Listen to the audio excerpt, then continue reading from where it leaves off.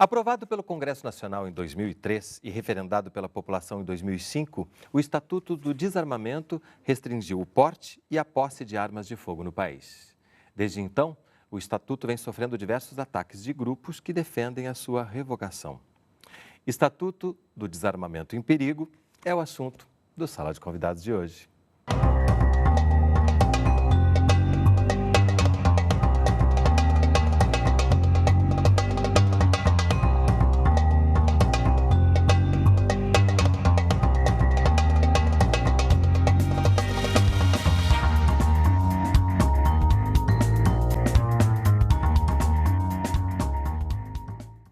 Para conversar com a gente, estão no estúdio Ednilza Ramos de Souza, pesquisadora do Centro Latino-Americano de Estudos de Violência e Saúde Jorge Carelli, da Fundação Oswaldo Cruz, Daniel Cerqueira, conselheiro do Fórum Brasileiro de Segurança Pública e pesquisador do IPEA, e Michele Ramos, pesquisadora do Instituto Igarapé. E você também é nosso convidado, participe fazendo perguntas e comentários. Utilize o nosso site, canalsaude.fiocruz.br ou o telefone 0800 701 8122, ligação gratuita. Uma comissão especial criada na Câmara dos Deputados aprovou um projeto de lei que tenta revogar o Estatuto do Desarmamento e tornar mais fácil o acesso à compra de armas e munições. 55 projetos de lei tramitam hoje no Congresso Nacional para a revogação de direitos. Um deles, se aprovado, muda a nossa atual lei sobre porte e posse de armas, regida pelo Estatuto do Desarmamento desde 2003. Ele veio justamente tentar dar uma resposta, à existência de uma quantidade imensa de armas sem registro, ao acesso muito fácil que se tinha das armas de fogo no Brasil, principalmente revólveres e pistolas. Mais segurança.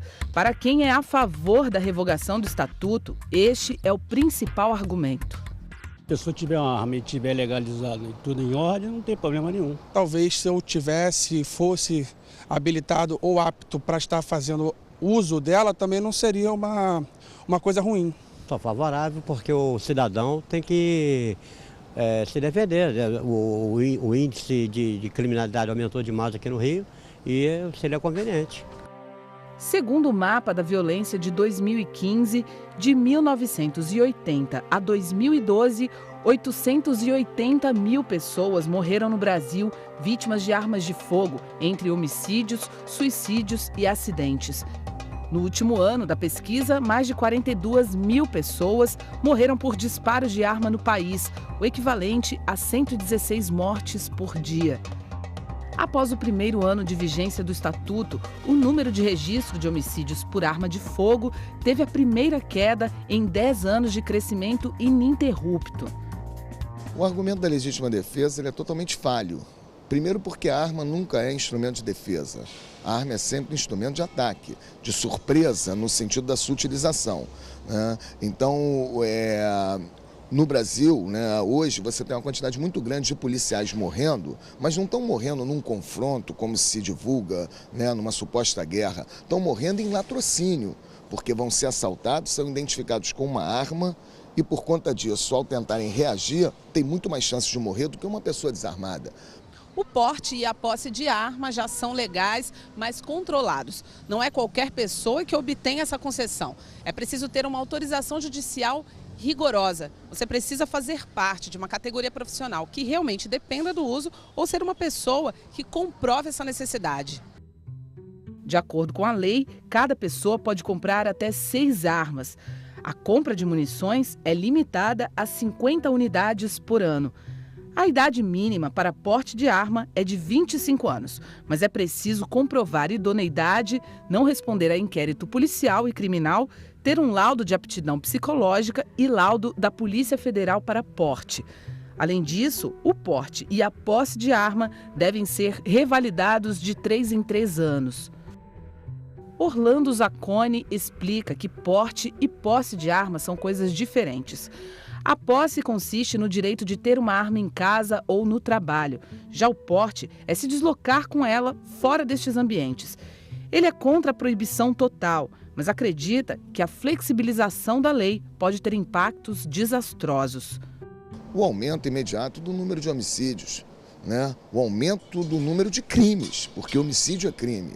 Então, na verdade, o que se propõe não é uma redução dos índices de criminalidade conforme a teoria da legítima defesa propõe. O que vai ser efetivado é justamente o contrário. Mas isso, né, para esse grupo, é o que menos interessa, porque o que mais interessa é bancar politicamente uma proposta que atende a interesses de grupos econômicos.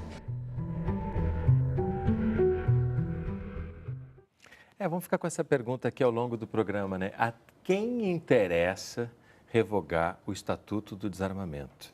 Mas para lembrar, a gente falou, né? Em 2013 o Estatuto foi aprovado, em 2005 foi referendado. Não faz muito tempo, mas talvez as pessoas tenham esquecido. Como é que a gente pode lembrar do que aconteceu nesse período, para a gente entender como que o Estatuto hoje em dia está vigindo? Primeiramente, bom dia. Né, para todos. No referendo, né, o Estatuto, a gente viu aí no vídeo, né, algumas das características, o que é que ele restringe, né, o que é que ele buscou restringir.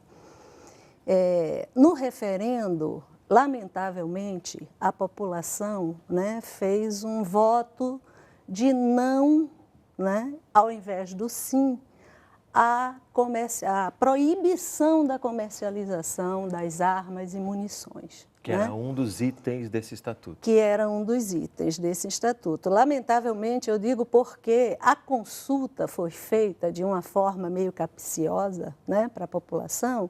Não se perguntava se a população estava a favor de comercializar ou não. Se perguntava se ela estava a favor ou não da proibição. Então, a gente teve um resultado de 63% da população dizendo que era não, que não queria a proibição. Só que muita gente votou equivocadamente. Depois os comentários eram, eu votei não, que era não à comercialização. Só que a pergunta não era dessa forma, né? A pergunta era de uma forma invertida. E isso confundiu a população. É interessante começar com isso, porque a gente está falando de um tema tão grave, tão necessário que haja sobre esse tema uma discussão profunda, com conhecimento, com informações claras, com pesquisas feitas, porque existem pesquisas feitas. E aí a gente percebe que há sempre uma possibilidade de um mau encaminhamento disso. Este é um ponto fundamental, a informação que se tem para poder se legislar, decidir e referendar ou não o que se legisla e o que se decide? Sem dúvida. Em primeiro lugar, bom dia a todos também. Nos países mais desenvolvidos, como é que se faz política pública? Se faz a partir da análise das evidências empíricas, saber o que funciona, o que não funciona e o que é que gera maior nível de bem-estar para a sociedade. As políticas públicas, elas não são feitas lá na base do achismo ou da retórica que vai beneficiar determinados grupos econômicos ou sociais, né? Aqui no Brasil, a gente muitas vezes inverte essa lógica, né? E a gente parte do achismo, parte da retórica, muitas vezes de uma retórica agressiva, como é o caso no tema que nós estamos falando. Então, voltando um pouco em relação à primeira questão, né, eu acho que o nome que se apelidou à lei, Estatuto do Desarmamento, foi um nome infeliz, porque, na verdade, a lei não era um estatuto do desarmamento, era um estatuto de regulação responsável da arma de fogo no Brasil, né? Em segundo lugar, o referendo que aconteceu em 2005, que tinha essa pergunta sobre a proibição da arma de fogo, ele está sendo absolutamente respeitado, ao contrário do que muitas pessoas falam, dizem, olha, o Estatuto do Desarmamento não respeita o referendo. Não, o referendo falava de proibição. De lá para cá, mais de 150 mil registros de armas foram feitos. Agora, há realmente essa necessidade de um controle responsável da arma de fogo. Todos os países em que houve uma lei mais restritiva das armas de fogo foram países que tiveram um efeito extremamente benéfico no sentido de cair homicídios, cair crimes. Bom dia a todos. Eu acho que é importante também salientar, Renato, aí pegando, né, o que o Daniel acabou de colocar, quando a gente fala de regulação responsável de armas e munições, a gente está falando de uma série de políticas, né, que acompanham a implementação do Estatuto do Desarmamento, né? O Estatuto ele tem um impacto que a gente vai debater, né, ao longo do programa, direto na redução dos homicídios, um impacto comprovado por diferentes estudos, mas é importante também a gente pensar que a própria implementação do Estatuto, né, do Desarmamento, que eu também concordo que tem um nome que não faz jus, né, ao que a legislação se propõe, ela ainda ela não acontece da maneira que deveria acontecer. Então, a gente tem um longo caminho para a implementação do próprio Estatuto e de políticas que aperfeiçoem essa regulação responsável de armas e munições. E aí a gente pode pensar, por exemplo, na própria questão do aperfeiçoamento dos controles de armas e munições das próprias forças de segurança pública, no aperfeiçoamento dos sistemas de informação, né? Hoje a gente tem 2 grandes sistemas de informação de armas e munições, que é o SIGMA e o SINARME. Em 2003, a gente já prevê a integração desses sistemas, até hoje essa integração não foi feita. Então, a gente tem uma série de aperfeiçoamentos que precisam ser feitos em relação ao Estatuto ainda, né? Então, é muito complicado quando a gente vê que, ao invés de a gente caminhar para se aperfeiçoar, né, controle de algumas categorias, como colecionadores e caçadores, que as pessoas falam muito pouco sobre esse tema, que é um tema super sensível, a gente, ao invés de impulsionar esses avanços, a gente anuncia retrocessos no que a gente nem conseguiu implementar na sua totalidade ainda. Isso, infelizmente, a gente percebe em várias áreas. A área da saúde também, quando a gente tem um SUS que é admirado pelo mundo todo e a gente quer avançar, porque tem que avançar, precisa avançar, as pessoas tentam retroceder. Isso é uma coisa meio geral. Mas nesse tema aqui, me parece também que, junto com tudo isso que vocês falaram, existe esse apelo dessa retórica a uma sensação real de insegurança que as pessoas têm, mas com um foco de onde vem essa violência completamente distorcido para que se possa achar que a arma é defesa. E é tão interessante quando ele fala, né? A arma não é legítima defesa, a arma é ataque. Quanto mais arma, mais inseguro, mais violento a gente vai ficar. Letal, né? Mas como é difícil a gente falar isso para as pessoas no momento que elas têm essa sensação real de insegurança, né? Tem uma coisa que eu gostaria de complementar a fala dela, é que, assim, a falta, né, da regulação e do aprofundamento, da implementação dessas políticas, né, muitas vezes levam as pessoas a desacreditar disso. Mas a gente tem nos dados, né, o impacto que foi a chegada do Estatuto, né? Como mostraram aí no vídeo. Pela primeira vez em 10 anos, a gente vê a queda das mortes, das taxas, em termos numéricos, em termos de taxa, da mortalidade da população do país. Lamentavelmente, quer dizer, a gente teve uma queda de 8% na mortalidade por arma de fogo, né, por homicídios, tal, que a grande maioria desses homicídios são perpetrados usando a arma de fogo, e a gente teve uma queda de quase 5% nas internações hospitalares envolvendo armas de fogo. Então, a gente tem um efeito disso, mas, lamentavelmente, a implementação não é feita como se deve e você não tem uma consolidação desses efeitos ou a intensificação desses efeitos. E, além de ter a queda, parou de aumentar, porque vinha aumentando, né? Sim, então... teve pela primeira vez em 10 anos, caiu, quer dizer, aquilo foi claramente o efeito, foram mais de 5.500 mortes evitadas, né? Naquele ano de 2003 para 2004. Né? Esse ponto que você está falando das pessoas, né, se armarem, que é um movimento que surge no rastro desse sentimento, dessa angústia de insegurança, é algo perfeitamente fácil de entender. A gente vê as pessoas aí falando, não, o cidadão de bem tem o direito de se defender, né? E a gente fez um trabalho, até na nossa tese de doutorado em economia, a gente contou a história dos homicídios desde 1980 para cá. E o que há de interessante é exatamente isso, que há um começo de uma explosão de homicídios no começo dos anos 80, que é quando o país basicamente quebra, no começo dos anos 80. Quando chega em meados da ditadura militar, é sempre bom lembrar. Exatamente, período da ditadura militar, o país quebra. Em meados da década, há um quadro que a gente consegue colocar com vários indicadores, mostrando que foi ali a falência do sistema de segurança pública. A partir daí, a gente verifica um crescimento exponencial na demanda por armas de fogo no Brasil, que segue até 2003. Então, é exatamente aquela história, o cidadão angustiado, olha, a polícia não resolve, o Estado não está presente, quem é que vai me defender? Eu vou me defender com arma de fogo.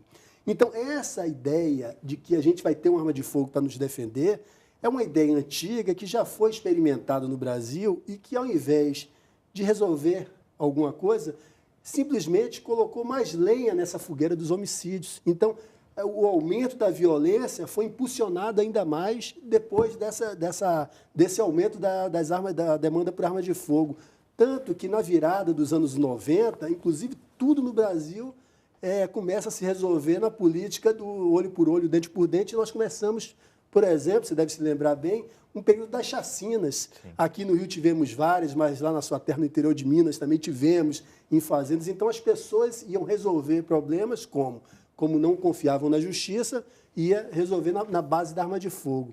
E a gente só viu crescer o número de homicídios. Só para ter uma ideia, pegando esse ponto que a professora falou, se você pegar os 10 anos antes do Estatuto de Desarmamento, e olha que desde 1980 até 2003, é um crescimento absurdo na taxa de homicídios. Né? Se a gente pega só os 10 anos antes do Estatuto, o aumento anual da taxa de homicídio era de 8,5%, ao passo que nos 10 anos seguintes foi de 0,5%. Então, o Estatuto do Desarmamento foi o único elemento que conseguiu frear um pouco essa tragédia que a gente tem humana aí, que mais de 1 milhão de pessoas foram assassinadas nesse período. Renato, acho que é importante também a gente destacar a responsabilidade dessa narrativa, né, da arma como instrumento de defesa que vai ser capaz de manter, né, a sua integridade. O Brasil, de fato, né, assim, todos nós vivemos nesse país violento, né, o Brasil é o líder em número absoluto de homicídios no mundo, são mais de 60 mil mortes violentas, né, é inconcebível a gente pensar no Estado democrático fortalecido que mata 60 mil dos seus cidadãos todos os anos, né. Enfim, nós somos um país, para as mulheres, né, mais de 50 mil estupros por ano, né, e a estimativa é que isso represente 10% do número total. Então, esse sentimento de insegurança, é claro que ele é legítimo. O que é muito preocupante é quando esse sentimento de insegurança, ele é instrumentalizado, e aí quando a gente pensa no nosso legislativo, no nosso executivo, para a implementação de políticas que vão na contramão da qualificação da política de segurança pública no Brasil. Né, a gente pode pensar em várias ações que a gente precisa avançar. Reforma do modelo policial, aperfeiçoamento das capacidades investigativas, né? A gente tem esse número inaceitável de homicídios, pouquíssimos são esclarecidos, então a gente tem uma agenda enorme na área de segurança pública. A gente acabou de ter as eleições municipais, os municípios têm um papel central na parte de prevenção e redução da violência, que é pouquíssimo explorado, então a gente tem uma agenda enorme. Enquanto isso, a gente tem representantes que afirmam, na verdade, a negação da política de segurança pública, porque quando você afirma que uma arma na sua cintura resolve todos os problemas de segurança pública do país, você nega, assim, de uma maneira muito irresponsável a necessidade de se avançar em todas essas outras agendas. E é muito interessante isso vindo da boca, do pensamento das pessoas que deviam exatamente dizer o contrário. Exatamente. Né? Temos que investir na nossa segurança pública. Eu queria só complementar algumas coisas que foram faladas. Primeiro, assim, dessas 60 mil mortes por homicídios anuais, né, é um verdadeiro extermínio, boa parte dessas mortes é de pessoas jovens, na faixa dos 20 aos 29 anos. E eu quero também lembrar o seguinte, que o envolvimento da arma de fogo, ela não está restrita só à questão da criminalidade ou dos homicídios. Ela também envolve a questão dos suicídios. Nós temos quase 1.000 mortes anuais por suicídio envolvendo arma de fogo, né? E a gente tem quase 400 mortes anuais envolvendo armas de fogo do tipo acidentais, né? Que aí também envolvem crianças, inclusive. Que envolve crianças, né? Então, a gente tem que também pensar a arma de fogo, ela não está presente só nessa discussão da criminalidade, do bandido, da violência, ela também está em outros aspectos da vida das pessoas, né? Seja nas mortes por suicídio ou nas mortes por acidentes. E à medida que vocês vão falando, eu vou pensando nessa história, né? Você recuperou um pouco da história do Brasil a partir dos anos 80, que envolvia uma sensação de que era preciso que se defender com as próprias mãos, que volta agora com força. Mas pensando antes nesse Brasil, para a gente entender essa cultura da violência que a gente tem, esse é um Brasil que mata e é um país violento desde a sua concepção como lá atrás, 1500. Né? Ele já chega destruindo e matando tudo que encontra pela frente. E de alguma maneira, e depois se a gente pensar nos coronéis, nos donos das terras, que até hoje a gente ouve menos do que deveria, as notícias do que acontece, a gente começa a entender essa cultura da violência que ainda precisa ser destruída, né? Para a gente ver também o que muitas vezes acaba ajudando a referendar um absurdo como ter a própria arma para se defender. Eu acho que um ponto assim, para relativizar, para dramatizar, ou melhor dizendo, essa questão que você fala, né? É quando a gente pensa assim, 60, dados oficiais, 60 mil homicídios, mas, na verdade, são 65 mil, segundo nossas contas. 65 mil homicídios por ano. Isso foi naturalizado. As pessoas matam por qualquer motivo, matam sem motivo, matam por questão de cor de pele, matam por qualquer coisa. E simplesmente virou parte da paisagem, né? Quando o Brasil tem hoje 12% do total de homicídios no mundo acontece no Brasil, algo de muito errado está acontecendo nesse país. Quando a gente olha o papel da arma de fogo dentro dessa equação, a gente vê que é um papel de protagonista. Só para você ter uma ideia, em 1980, para cada 100 homicídios que aconteciam, 44 eram perpetrados com o uso da arma de fogo. Na véspera do Estatuto de Desarmamento, esse número aumentou para 77 para cada 100 e depois caiu para 75. Só para ter uma ideia, nos outros países, quanto é que é esse indicador? É de 15 a 20. Então, quer dizer, total dos homicídios, 15 a 20 geralmente são por arma de fogo. No Brasil, a gente tem uma exorbitância no número de mortes, mas não é apenas no número de mortes, no número de insegurança. E isso tem um efeito na própria insegurança. Porque as pessoas, e eu entendo e respeito totalmente a ideia de que tem uma arma de fogo para se defender, mas o que dizem as pesquisas aí? Que uma arma de fogo dentro de um lar aumenta em 3 vezes, ou 4 ou 5 vezes, dependendo do estudo, a chance de alguém dentro daquela casa sofrer um homicídio. Aumenta também em 3 ou 4, 5 vezes a chance de ter um feminicídio dentro da casa. Aumenta a chance de ter acidentes fatais envolvendo crianças. Então, o cidadão de bem que está pensando que vai defender a sua família, ele pode estar, na verdade, conspirando contra a segurança da sua própria família. E cidadão de bem já é um termo também tão mal, né, que as pessoas usam tanto para justificar essas atrocidades, né? Como se, para ser cidadão de bem, inclusive, justificaria você ter, né? São termos... Gente, mas vocês não acham que quanto mais se proíbe o acesso a armas de fogo, mais o mercado negro cresce e isto leva ao descontrole total? Maria do Carmo, do Rio de Janeiro. Na verdade, é o contrário, né? Existem dois canais em que a arma de fogo ela entra nos mercados ilegais. O primeiro vem de contrabando, que tem que ser, obviamente, ter políticas para evitar o contrabando. Mas das armas de fogo que estão em circulação aqui, que foram apreendidas, 75% são armas nacionais e pesquisa feitas com as armas apreendidas, armas que estavam envolvidas em crimes de morte, 38% eram armas que foram registradas por um cidadão de bem, por um pai de família, e essa arma foi desviada e entrou no mercado ilegal. Então, quanto mais armas tivermos no mercado ilegal, mais armas serão extraviadas, mais armas serão roubadas, mais armas cairão exatamente em poder do bandido que vai matar o pai de família. E tem mais. Se isso é verdade, significa dizer que quanto mais armas no mercado legal, mais armas se terá no mercado ilegal, o preço da arma no mercado ilegal tende a diminuir. Quando o preço da arma tende a diminuir no mercado ilegal, o que acontece? O acesso à arma de fogo daquele bandidinho desorganizado, que é o mais perigoso, que vai roubar a dona de casa e cometer o latrocínio, esse cara vai ter acesso à arma de fogo. Então, a equação é exatamente ao contrário. Eu acho que é importante pensar também, quando a gente fala, né, em regulação responsável de armas e munições, a gente está falando de uma combinação de uma série de ações. Então, você tem a questão, quando a gente fala, né, as pessoas pensam muito na proibição do porte individual, né, mas tem um combo muito maior. Então, essa legislação, ela também, e as políticas de regulação responsável de armas e munições, elas também vão agir, por exemplo, tem uma questão, né, como o Daniel colocou, a grande parte das armas apreendidas são armas de produção nacional. Então, o contrabando, né, essa arma que sai da legalidade, às vezes vai para a ilegalidade, a gente tem uma problemática nacional que é muito intensa, que às vezes é esquecida, ou ela é substituída por uma narrativa das armas que vem de fora, pelas fronteiras. Isso é uma questão importante? É uma questão importante. A gente também precisa atuar nessa frente. Mas não dá para fazer essa relação direta entre e aí não é nem proibição, a gente está falando em regulação,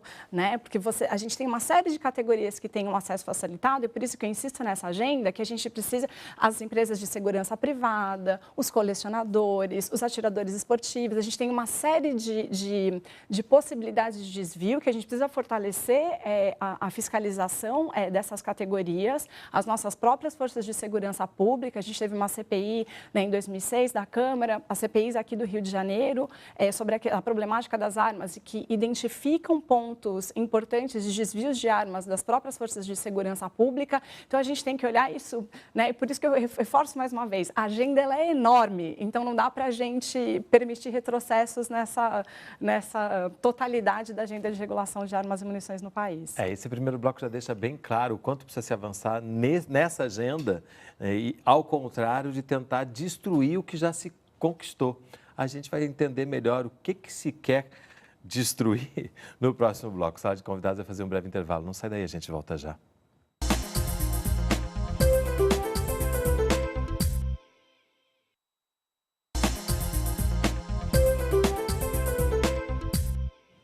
Sala de convidados está de volta, conversando sobre a possível revogação do Estatuto do Desarmamento. Nossos convidados são Ednilza Ramos de Souza, pesquisadora do Centro Latino-Americano de Estudos de Violência e Saúde, Jorge Carelli, da Fiocruz, Daniel Cerqueira, conselheiro do Fórum Brasileiro de Segurança Pública e pesquisador do IPEA, e Michele Ramos, pesquisadora do Instituto Igarapé. E você também é nosso convidado, participe fazendo perguntas e comentários. Utilize o nosso site, canalsaude.fiocruz.br, ou o telefone 0800 701 8122, ligação gratuita. Mas afinal, quais as propostas para alteração do Estatuto do Desarmamento? Medo, insegurança. Essas imagens do documentário Armados do Canal Futura mostram que da década de 90 para cá, o receio de ser a próxima vítima reforçou a vontade de cada um, individualmente, se defender. Com o Estatuto e as campanhas pelo desarmamento, no entanto, o país conseguiu segurar o crescimento da violência e apreender um enorme quantitativo de armas, mas que ainda não foi suficiente para resolver a criminalidade. A população já tem opinião. Já chega de violência, né? Aí, se der uma arma para cada um, o que vai acontecer com o nosso Brasil? O cidadão tem que andar desarmado e a lei ou a polícia tem que resolver essas questões. O pessoal hoje já não tem paciência para nada, né? Imagine armado. Eu acho muito importante, né, que as pessoas se desarmem, né, e que estejam mais confiantes na lei, né, desde que ela funcione também, né? Sem o porte de armas já está um problema tão grande, imagina com a liberação dessa lei, o que vai acontecer aqui, né? É um retrocesso, né? Só vai liberar aí mais a criminalidade, o desvio de armas. A maioria das armas que chegam no tráfico chegam de desvios. Isso só ia facilitar, na minha opinião. As pessoas dizem não para a revogação do Estatuto do Desarmamento e têm respaldo em instituições científicas, públicas e privadas. A Fundação Oswaldo Cruz é uma das que assinou e divulgou neste mês um manifesto contra a medida. O documento tem o objetivo de informar a sociedade sobre as evidências científicas que comprovam a efetividade do Estatuto. Para os pesquisadores, o apelo à aprovação do projeto de lei ganha força no rastro da sensação de insegurança que vivemos no Brasil. No entanto, a violência é um fenômeno complexo e há outros fatores estruturais e conjunturais relacionados, como a educação, a desigualdade de renda, entre outros.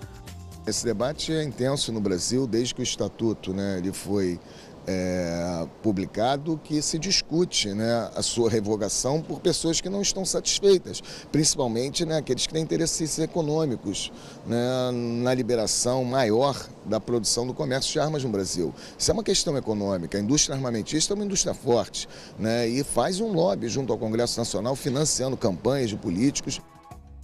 Caso o projeto de lei 3.722 de 2012 seja aprovado, ele muda uma série de regras. Uma delas é a compra de munição, que passará de 50 unidades por ano para 50 por mês. A indenização paga a quem entrega a arma também passará de R$ 450 para R$ 150. A idade mínima para porte de arma sairá de 25 para 21 anos. E a revalidação para porte de arma, que é de 3 anos, passará a ser definitiva. São mudanças radicais que estão acontecendo sem debate público. Para o delegado da Polícia Civil do Rio de Janeiro e mestre em criminologia Orlando Zacconi, em uma cultura já violenta como a nossa, revogar o estatuto é assumir um grande risco para a população em detrimento do interesse de pequenos grupos.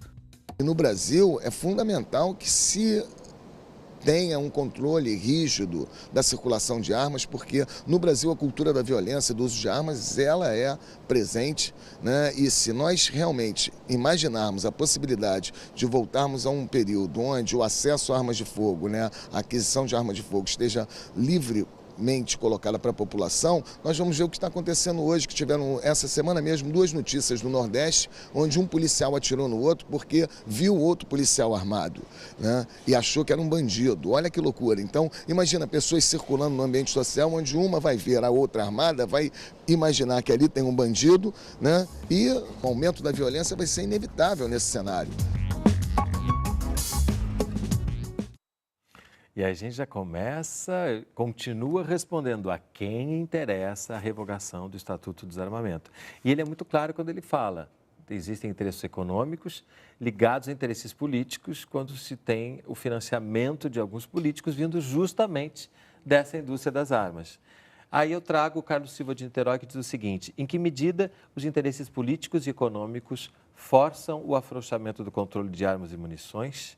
E a segunda pergunta dele, a bancada da bala realmente existe? Olha, tem um dado que torna bem clara essa relação, entre o financiamento das campanhas e as propostas que são associadas a essa agenda de segurança pública baseada no armamento. O projeto 3722, que é o projeto que revoga o Estatuto do Desarmamento em sua totalidade, ele foi aprovado por uma comissão especial no ano passado da Câmara, e dos membros dessa comissão, 11 membros tinham sido financiados pela indústria das armas, incluindo o presidente da própria comissão que aprovou esse projeto de lei que acaba com o Estatuto do Desarmamento. Então, acho que é mais do que evidente quando a gente olha também algumas das mudanças que esse projeto de lei propõe. Então, por exemplo, o aumento do número de munições que você pode comprar, mesmo se a gente seguir essa lógica da arma como instrumento de defesa, o que justifica esse aumento de 50 para 100 munições por arma que você pode comprar? A redução da idade mínima para se comprar uma arma no Brasil, quando a gente olha, não foi à toa que a idade de 25 foi estabelecida na época, quando a gente olha o perfil da vitimização, enfim, os jovens até essa idade são os que são, representam a grande quantidade das vítimas e dos perpetradores da violência, então não foi à toa. Quando a gente tem uma redução da idade e um aumento das munições, isso deixa muito claro que a questão da segurança ela acaba indo realmente para segundo plano, além de todos os outros fatores que a gente já mencionou aqui. Eu acho que existem 2 grupos que ganham com isso. Além de um conjunto de parlamentares que são diretamente financiados pela indústria armamentista, ainda existe um outro grupo que eu chamo os mercadores do medo. Essa retórica do medo, ela dá muito voto, ela está muito presente na sociedade. Quando o cara fala, você tem o direito à liberdade de comprar uma arma de fogo, é uma linguagem em termos de marketing muito direta, que vai direto ao estômago do eleitor. Então, muitos candidatos, eles terminam sendo eleitos vendendo essa mercadoria, essa ilusão de que ter uma arma de fogo vai defender. Eu acho que um exemplo muito claro que veio essa semana também, que mostra que a arma de fogo, ela não é um instrumento de defesa, é um instrumento de ataque. A gente vê na morte do prefeito de Itumbiara. Ele estava forte, com a segurança, fortemente armada, vários policiais. Os policiais demoraram 11 segundos para a reação. Nesses 11 segundos, 2 pessoas foram mortas e 2 foram feridas, inclusive o vice-governador de Goiás, que também é secretário de Segurança. Então, é isso, a pessoa com arma de fogo na mão, existe uma pesquisa do Instituto Brasileiro de Criminologia, lá de São Paulo, que mostra o seguinte: a chance de uma pessoa ser assassinada, se ela for roubada e ela tiver uma arma de fogo na mão, aumenta em 56%. Então, é exatamente o contrário. A arma de fogo, ela não serve para defender as famílias, para defender as pessoas e para defender a sociedade. Ela simplesmente joga mais lenha na fogueira dessa tragédia que a gente vive no dia a dia. E eu quero complementar pelo outro lado. Então, enquanto profissional de saúde, a gente sempre olha o lado da vítima, né? Assim, quem que está morrendo, né? Por esse envolvimento das armas de fogo, por homicídios, né? São pessoas jovens, como eu já falei, de 20 a 29 anos, que é a maior parcela desses óbitos, e cada vez mais, ao longo dos anos, essa população tende a ser mais jovem, então o grupo de 10 a 19 anos tem crescido muito a parcela dele nessas mortes, né? Então, cada vez mais, os nossos jovens são as principais vítimas e os nossos jovens são os principais agressores, digamos assim, né? São acusados como agressores, tanto que se discutiu a questão da redução da maioridade, né? E não se pode deixar de falar do genocídio específico dos jovens negros no Brasil. Sim, jovens negros, e não é qualquer jovem, é jovem negro e com um perfil de pessoas pobres, moradores de periferias, né? Então, o que eu percebo com essa redução de 25 para 21 anos, né, a possibilidade do uso de armas é você, mais uma vez, permitir que pessoas mais jovens portem essas armas e se arrisquem suas vidas e se tornem autores de agressão. Eu acho que esse ponto que ela está falando é fundamental, que a gente tem que ter claro em nossas mentes que nós matamos o futuro do Brasil. Se a gente diz que o futuro do país são os jovens, nós estamos matando nossos jovens, né? Então, ao invés de pensar simplesmente vamos armar, existem outras políticas muito mais efetivas, mais eficazes para diminuir essa violência. Por exemplo, a gente fez uma pesquisa no IPEA e nós mostramos que metade dos homicídios no Brasil acontecem em apenas 81 municípios. Se você pega esses 81 municípios onde tem mais homicídios no Brasil, metade dos homicídios em cada município acontecem em 10% dos bairros. Ou seja, em torno de 500 e poucos bairros no Brasil concentram 1/4 dos homicídios. E que bairros são esses? São aqueles bairros pobres, com um risco, uma vulnerabilidade socioeconômica fantástica, onde tem muitos jovens ali. E o que a gente faz? Ao invés da gente investir naquela criança e naquele jovem, para ele não ser o bandido de amanhã, a gente os empurra a uma trajetória de vida sem esperança, de privação. E é esse garoto que amanhã o discrimina, né? e que vai cometer crimes. Então, o Estado tem que realmente estar presente nessa questão da segurança pública e, sobretudo, entrando nessa questão da prevenção, e a gente sabe exatamente onde precisa ser feito. Mas tomando, claro, cuidado de não associar pobreza à violência, nem pobreza à criminalidade. Claro. Né? Porque no momento que a gente determina que lugares são esses onde a violência está, é justamente aí que a gente tem que investir em boa educação. Boa educação. Né? Porque hoje em dia a gente não pode mais só falar em educação, porque até a educação existem propostas de está sendo destruição, está sendo bombardeada, né? A gente tem que falar uma boa educação, que é uma educação humanitária, que ensine a pensar e não apenas a decorar a fórmula, que ensine, né, que a gente possa aprender história para entender que esse assassinato dos jovens negros, assassinato das pessoas negras nesse país, vem de mais de 300 anos de um absurdo, de uma escravidão, que ainda está na cabeça das pessoas como natural. E isso tudo que precisa ser ensinado, e é isso que precisa ser investido. Porque no manifesto da Fiocruz, e dentre outras instituições que você trouxe aqui para a gente, existe uma série de pessoas que assinam, instituições que assinam, e uma série de estudos como os que vocês estão trazendo aqui, que embasam o que está sendo dito. Que não é a arma no bolso do cidadão que vai diminuir a violência, é a educação, é o investimento correto na segurança pública.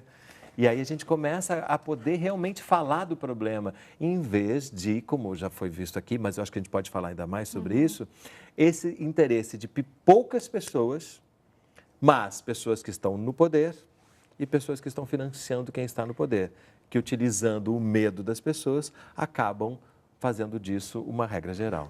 Eu acho que a gente, como sociedade, assim, aí falando, né, por todos nós, a gente precisa contribuir para que a gente acabe com uma compreensão de política de segurança pública reativa, né, feita com achismos e na base, né, da narrativa do medo, dos mercadores, enfim, com a influência dos chamados mercadores do medo que o Daniel colocou. Né, não dá mais para a gente pensar, quando a gente pega essa questão do Estatuto do Desarmamento, da defesa do porte de arma como política de segurança, que de pública não tem nada, a gente parte sempre do crime, né? Então, assim, o crime aconteceu e eu vou reagir a partir dele, né? E a gente sabe que, enfim, essa reação ela vai ser desastrosa, o Daniel já apresentou alguns dados, a gente pode pensar na própria vitimização dos profissionais de segurança pública, né? O ISP tem um dado que fala sobre o latrocínio associado aos policiais. Então, se você é um policial, a sua possibilidade de morrer numa situação de roubo, ela é 5.000% maior do que um cidadão comum, né? E aí a gente pode pensar em duas explicações, que é a própria identificação, né, do policial e a reação com arma de fogo. Então, ainda que a gente pense nessa lógica errônea, né, de defesa a partir do crime, tem uma série de coisas que, como sociedade, a gente pode fazer antes. Então, nos reconhecermos como uma sociedade violenta, racista, machista, né, é um passo importante para que a gente não dê continuidade a essas políticas que só reforçam esse quadro que é realmente insustentável. Você falou no risco de aumentar o feminicídio. Se a gente já vê uma violência doméstica baseada no machismo, onde o homem acha que ele tem poder de violência sobre a mulher, no momento que ele está com a arma na mão, exatamente, a coisa fica ainda mais grave. E esse é um ponto muito importante. Quando a gente acompanhou os debates nessa comissão especial, grande parte dos deputados presentes, a comissão obviamente era composta em sua grande maioria, e aí tem um perfil, né? São homens brancos, enfim, de mais de 50 anos, que estão bem distante do perfil que sofre com a violência armada no país. E muitos dos argumentos apresentados iam exatamente nessa narrativa da defesa da família e das mulheres. E aí, quando a gente olha, né, a questão da violência contra a mulher, ainda que as mulheres representem um percentual pequeno no caso, né, dos homicídios, enfim, é importante a gente pensar que no Brasil, se a gente pega entre 2013 e 2013, o número absoluto de mulheres negras assassinadas aumentou mais de 50%, enquanto de mulheres brancas foi reduzido em 10%, então a gente tem um problema sério aí. Quando a gente olha a dinâmica da vitimização contra a mulher, a gente sabe que uma arma de fogo nesse cálculo, ele é desastroso. E não é a mulher que porta, em geral, ou que possui as armas de fogo no país. Então, a gente pensar em avançar na redução da violência contra a mulher passa pelo fortalecimento da regulação de armas e munições no país também. Além dessa questão da violência doméstica, né, que vocês estão trazendo, tem também os homicídios, né, que envolvem uma briga comum em um bar, né, na presença de uma arma de fogo ou no trânsito, né, ela acaba se tornando uma morte. A menina falou na rua, né? As pessoas já estão tão nervosas e impacientes, imagina com uma arma na mão das duas pessoas, né? Isso se Porque vê, também não né, é só quem está na briga. É quem está passando. Sim. Todo mundo começa a ficar vulnerável ao destempero dos cidadãos de bem. Eu insisto que os cidadãos de bem muitas vezes podem ser usados nesse ponto também. Valdinéia de Brasília, estou tão chocado ao saber dessa proposta de revogação. Os Estados Unidos lutando para impedir que mais e mais mortes ocorram em função do acesso facilitado às armas e nós indo na contramão. Esta é a ponte para o futuro? Essa é uma ponte para o passado. Valdinéia, agradeço a pergunta. E eu queria aproveitar para falar um pouco desse documento, o Manifesto dos Pesquisadores contra a Revogação do Estatuto de Desarmamento, né? Queria dizer que isso não se trata de opinião pessoal. São 57 pesquisadores, inclusive professor de Harvard, professor da Universidade de Sydney, professor de universidades argentinas, vários professores brasileiros, entre nós aqui, que colocaram algumas questões que não são baseadas em opinião, são baseadas em estudos científicos sérios a partir de evidências empíricas, né? Nesse manifesto, nós elencamos aí uma centena de estudos que podem ser depois procurados, está tudo na internet, né? Inclusive estudos que mostram, em outros países, que, por exemplo, a proliferação de armas de fogo aumenta o feminicídio. Ao contrário do que as pessoas acham, que a arma de fogo aumenta a segurança das pessoas, tem estudos de grandes professores americanos mostrando que aumenta, inclusive, as invasões a domicílios, porque a arma de fogo é um bem precioso para o criminoso, né? Então, eu queria dizer o seguinte, que a nossa posição, nós não estamos falando de proibir. Eu vou aqui cometer uma indiscrição, mas eu vou falar aqui em primeira mão que no referendo eu votei contra a proibição. Porque eu acho que, eventualmente, o cara numa fazenda, lá no interior, não tem nada, pode ter uma arma de fogo, tem que ter uma regulação responsável. É isso que nós estamos falando. Agora, quem, em sã consciência nesse país, acha que todas as pessoas armadas no meio da rua, nos bares, nos estádios de futebol, no trânsito, isso vai dar mais segurança a alguém? Isso realmente é um absurdo, e esse absurdo, aliás, é comprovado nessas centenas, dezenas de estudos que nós pautamos nesse documento. E é bom lembrar dos Estados Unidos, a gente seguido vê essas chacinas que acontecem, né? E que eles estão lá lutando para agora sim segurar o que eles mesmos avançaram. E aí é interessante também falar nos Estados Unidos, porque quando a gente fala de indústria de armas, a gente também está falando no lobby e no como que eles enriqueceram a partir da indústria da guerra. E que continuam, né, as guerras que acontecem no mundo, muitas vezes também são motivadas por interesses econômicos para que essa indústria seja cada vez mais poderosa. E aí é muito, muito louco, porque a gente está falando de indústrias muito poderosas, de lobbies muito poderosos e que estão infiltrados nos poderes. Então, eles estão disfarçados, travestidos de homens públicos. E é isso que está... E o interesse econômico por detrás. É isso que paira a nossa ameaça de vida ou morte, né? Tem uma coisa que eu queria acrescentar aqui também, que é em relação assim, você ter uma arma em casa, né? Assim, o bandido que vai te assaltar, ele conta com a sua surpresa, você não esperava, né? Então, você tem uma arma que está ali guardada no seu guarda-roupa há 5, 6 anos, que você não sabe manusear adequadamente, que você não fez a manutenção dessa arma. Então, tem estudos que mostram isso, né? Que a questão não é só você ter uma arma, é você saber manuseá-la, é você fazer a manutenção dela, porque no momento que você vai ali e pega a arma, você atira errado, a arma não atira, vai dar chabu, né? E você tem o risco muito maior de ser assassinado, de ser morto, antes de poder usar a sua arma. E ela precisa estar à mão para você reagir numa situação como essa, e ela não pode estar à mão, porque você tem criança em casa. Então, realmente, não tem muito como resolver isso. Esse caso de Itubiara é clássico, né? Você vê vários policiais ali estavam na proteção do vice-governador e, no entanto, assim, não conseguiram estancar a ação de um cidadão de bem, porque a pessoa que matou era um ex-servidor público por 17 anos, era gestor do Itubiara Futebol Clube, que foi campeão de Goiás em 2008. Então, até ontem ele era um cidadão de bem, mas ele entrou numa contenda lá por questões trabalhistas ou não sei mais o quê, perdeu a cabeça e, no momento de perder a cabeça com arma de fogo na mão, foi mais uma tragédia para entrar na estatística. E é tão interessante, né, perder a cabeça, porque o que mais se vê são as pessoas perdendo a cabeça, né, com dificuldades financeiras, com o trânsito do jeito que está, a situação cada vez mais acuando as pessoas. Perder a cabeça é uma coisa que vai se tornando cada vez mais comum, porque somos os seres humanos. E aí você tendo uma arma na mão... Tem estudos também que mostram, no caso de São Paulo, teve várias experiências de lei seca nos bares. Então, fizeram um diagnóstico e verificaram que tinham muitos homicídios em alguns pontos. E esses pontos eram os pontos onde tinham bares. Então, isso começou lá em Diadema, em São Paulo. E aí começaram a fechar os bares a partir de 11 horas da noite, por um período até... Isso imediatamente diminuiu os homicídios. Então, Diadema, que até esse momento onde não tinha essa política, era sempre entre os 5 municípios mais violentos do país, nós calculamos isso. Depois, 2, 3 anos depois dessa política, não estava nem entre os 50 mais. Caiu vertiginosamente o número de homicídios. E os profissionais que precisam usar armas de fogo, como são contemplados no Estatuto? Já soube que em alguns estados os policiais tinham que comprar suas próprias munições. É assim, Cláudio Moraes, de Campinas? É verdade.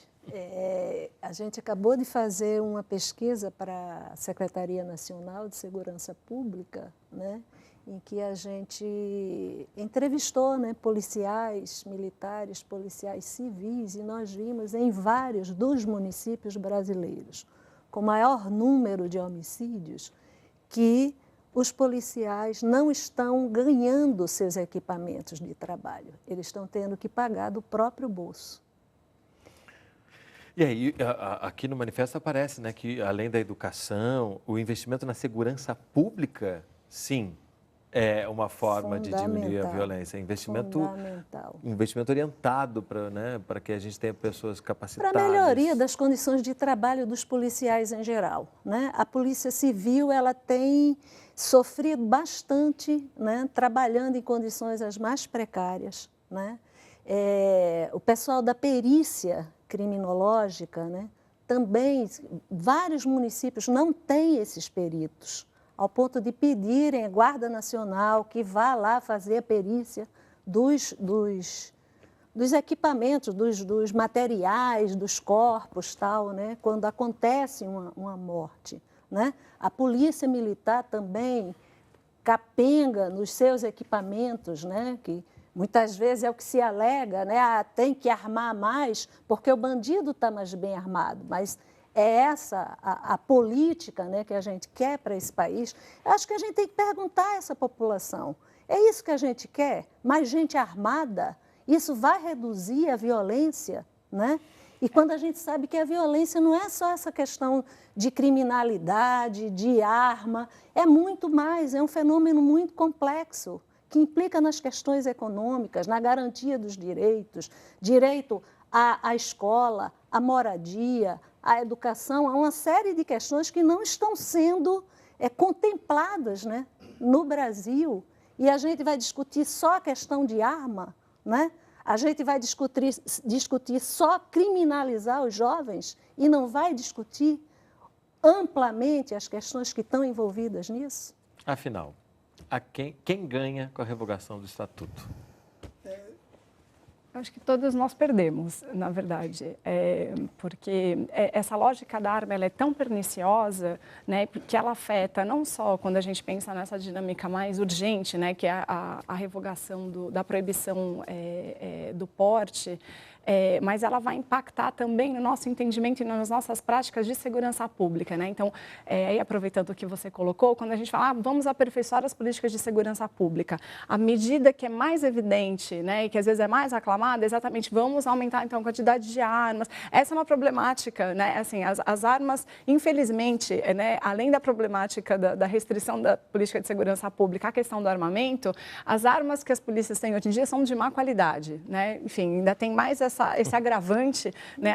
Infelizmente, nem a qualidade dessas armas ela é assegurada pelos profissionais de segurança pública, mas é muito pernicioso porque essa lógica da arma como sinônimo de política de segurança pública, ela afeta as nossas práticas. Então, aperfeiçoar a política de segurança pública não é só armar a polícia, né? Tem toda essa problemática de aperfeiçoar a investigação, de investir em prevenção, né? A gente fala muito pouco, a gente investe muito pouco, a gente avalia muito pouco, a gente faz pouquíssimo monitoramento das ações de prevenção, né? As organizações, os pesquisadores que assinam esse manifesto são comprometidos com a vida. Então, se houvesse, né, diagnósticos e dados afirmando que mais armas em circulação asseguraria, né, garantiria uma sociedade mais segura, nós seríamos os primeiros a defender, né, políticas mais flexíveis nesse sentido. Mas não é esse o caso. Então, acho que todos nós perdemos e é preciso que a gente evite esse retrocesso antes que as perdas sejam mais irreparáveis do que elas já são.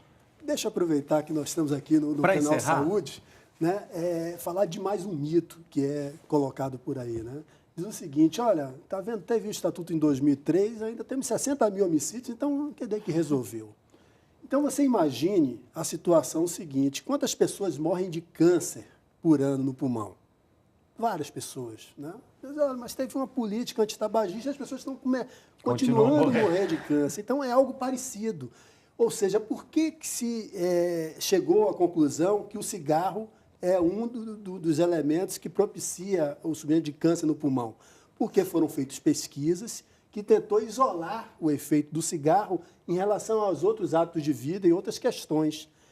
Em ciências sociais, em economia, a gente tem mecanismos, tem métodos exatamente para isolar outros fatores, para tentar achar qual é a relação causal, por exemplo, de arma de fogo sobre crimes, sobre homicídios. E isolando isso, várias pessoas, por vários métodos diferentes, em vários países, todo mundo chega à mesma conclusão: arma de fogo, mais crime. Que é uma coisa bem óbvia, né? Que a gente imaginar que se quanto mais arma de fogo se colocar, mais gente vai morrer. Mas não é um remédio para todos os males. Precisa investir em segurança, em educação e outras coisas. E um bom investimento numa boa educação e um bom investimento numa boa segurança pública. Obrigadíssimo pela presença de vocês aqui conosco. Obrigada a você. Obrigada. E se você quiser baixar ou compartilhar esse programa, entre no nosso site, canalsaude.fiocruz.br. Você pode também acompanhar o Canal Saúde no Facebook e no Twitter. O Sala de Convidados contou com a colaboração da NBR e a gente se vê na próxima semana. Até lá!